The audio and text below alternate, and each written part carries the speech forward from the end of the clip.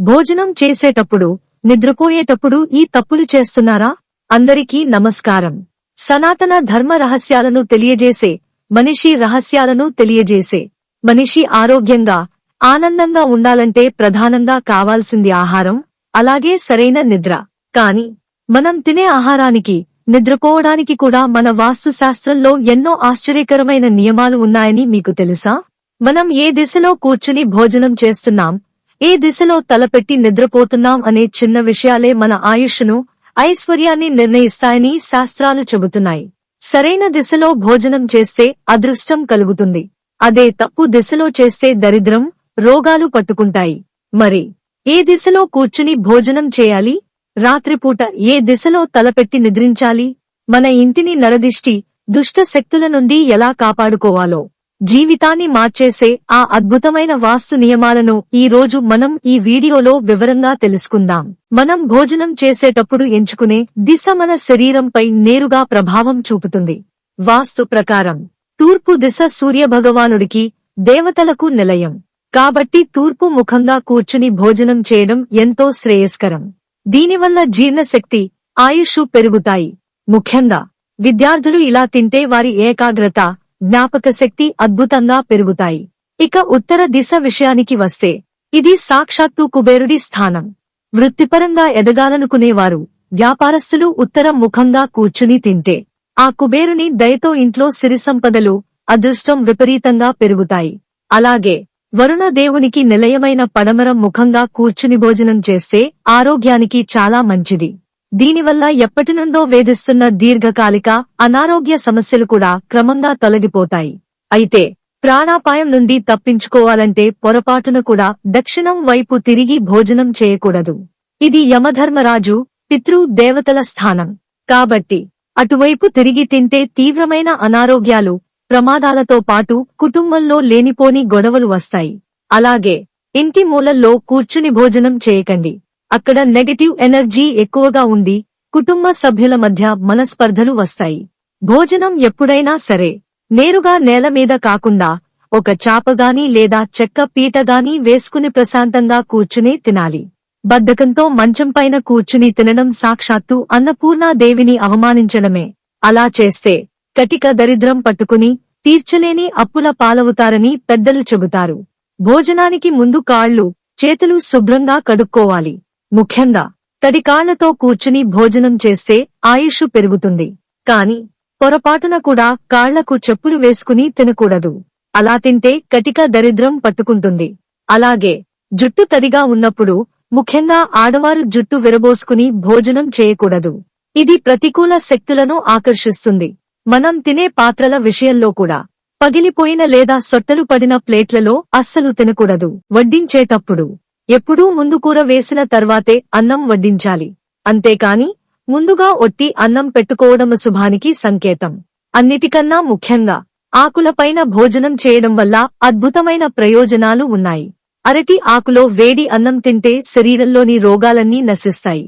మోదుగా ఆకులో తింటే సిరి సంపదలు, తెలివితేటలు పెరుగుతాయి. ఇక తామరాకులో తింటే సాక్షాత్తు ఆ మహాలక్ష్మీ దేవి అనుగ్రహం లభిస్తుంది. భోజనం చేసేటప్పుడు పాటించాల్సిన మరో నియమం మౌనం. కనీసం మొదటి 5 ముద్దలైనా ఎవరితో మాట్లాడకుండా దైవస్మరణతో తింటే మన పంచప్రాణాలు తృప్తి చెందుతాయి. అలాగే ఏడుస్తూ లేదా కోపంతో భోజనం చేస్తే అది శరీరంలో విషంలా మారిపోయి అనారోగ్యాలు వస్తాయి. అన్నపూర్ణదేవి స్వరూపమైన అన్నాన్ని అస్సలు వృధా చేయకూడదు. ఇక చివరగా ఆధునికత పేరుతో స్పూన్తో కాకుండా మన చేతి 5 వేళ్లతో కలుపుకుని తినడమే ఆరోగ్యానికి శ్రేయస్కరం. దీనివల్ల జీర్ణక్రియ అద్భుతంగా మెరుగుపడుతుంది. మన భోజన సమయాలపై కూడా మన ఆరోగ్యం ఆధారపడి ఉంటుంది.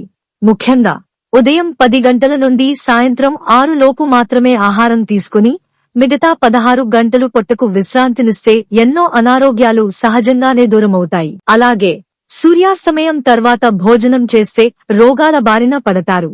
ఇక అర్ధరాత్రి చీకటిలో అన్నం తినడం రాక్షస గుణానికి సంకేతం. దీనివల్ల ఆయుష్ వేగంగా తగ్గిపోతుంది. భోజనం పూర్తయ్యాక చాలామంది చేసే అతి పెద్ద తప్పు ఎంగిలి కంచంలోనే చేతులు కడుక్కోవడం. ఇలా చేస్తే ఇంట్లో ఉన్న లక్ష్మీదేవి వెంటనే వెళ్లిపోతుంది. కాబట్టి చేతులను ఎప్పుడూ సింక్ లోనే కడుక్కోవాలి. ఇంట్లో అతిథులున్నప్పుడు ముందు వారికి వడ్డించాకే మనం తినాలి. ఒకరు వదిలేసిన ఎంగిలి అన్నాన్ని మరొకరు అస్సలు తినకూడదు. అలాగే భోజనం చేసేటప్పుడు కాలిపైన కాలు వేసుకోవడం, వేళ్లను నాకడం లాంటివి చేస్తే కటిక దరిద్రం దాపురిస్తుంది. చివరగా భోజనం మధ్యలో గ్లాసులు నీళ్లు తాగకూడదు. తిన్న అరగంట తర్వాత మాత్రమే నీళ్లు తాగితే అది ఆరోగ్యానికి అమృతంలా పనిచేస్తుంది. ఆహారం తర్వాత మనిషికి అత్యంత అవసరమైనది నిద్ర.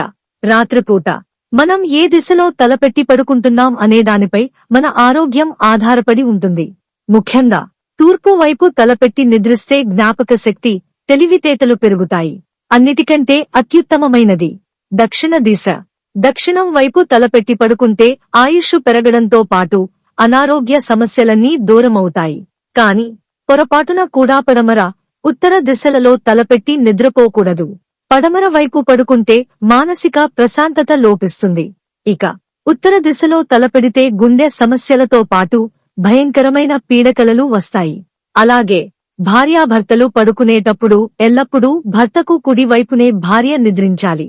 నిద్రించేటప్పుడు ఎడమ వైపుకు తిరిగి పడుకోవడం వల్ల జీర్ణశక్తి మెరుగుపడుతుంది. బోర్లా పడుకుంటే నడుము నొప్పి వస్తుంది. చివరగా పగటిపూట, ముఖ్యంగా మధ్యాహ్నం, సాయంత్రం వేళల్లో నిద్రపోవడం దరిద్రానికి హేతువు. పగలు నిద్రపోయే వారి ఇంట్లోకి లక్ష్మీదేవి అస్సలు అడుగు పెట్టదు. మనం నిద్రించే మంచం కింద పాత ఇనుప వస్తువులు అస్సలు ఉండకూడదు. అలా ఉంటే నెగటివ్ ఎనర్జీ పెరిగి పీడకలలు వస్తాయి. అలాగే రేడియేషన్ వల్ల తల దగ్గర మొబైల్ ఫోన్లు పెట్టుకుని పడుకోకూడదు. మంచానికి ఎదురుగా అద్దం కూడా ఉండకూడదు. నిద్రలేవగానే అద్దం చూసుకోవడం వాస్తు దోషం. రాత్రి ప్రశాంతంగా నిద్ర పట్టాలంటే పడుకునే ముందు ఒక రాగి చెంబులో నీళ్లు పోసి తల దగ్గర పెట్టుకోండి. ఇది మీ చుట్టూ ఉన్న దగ్గర పెట్టుకోండి.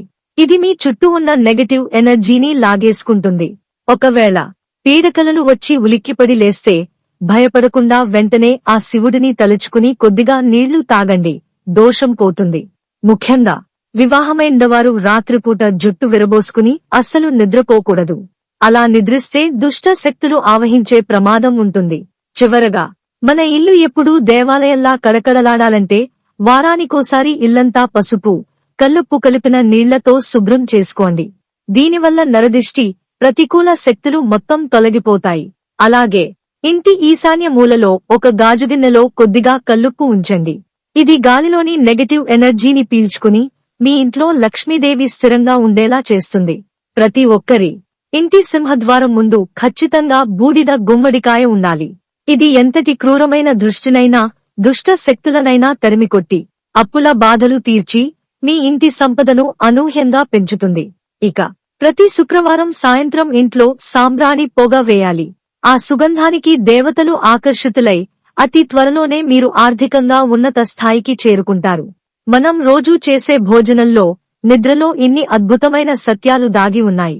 ఈ వీడియోలో మేము చెప్పిన ఈ అద్భుతమైన జ్ఞానం మీకు నచ్చినట్లయితే ప్లీజ్ ఒక లైక్ చేసి మీ కుటుంబ సభ్యులకు, స్నేహితులకు షేర్ చేయండి. వాళ్లను కూడా ఈ రోజు నుండే ఈ నియమాలు పాటించేలా ప్రోత్సహించండి. ఇలాంటి మరెన్నో అద్భుతమైన ధర్మ సందేహాలు, ఎవరికీ తెలియని పౌరాణిక రహస్యాల కోసం మన ఛానల్ ని వెంటనే సబ్స్క్రైబ్ చేసుకోండి. కామెంట్స్ లో భక్తిగా జై శ్రీరామ్ అని రాయడం మర్చిపోకండి. ధన్యవాదాలు.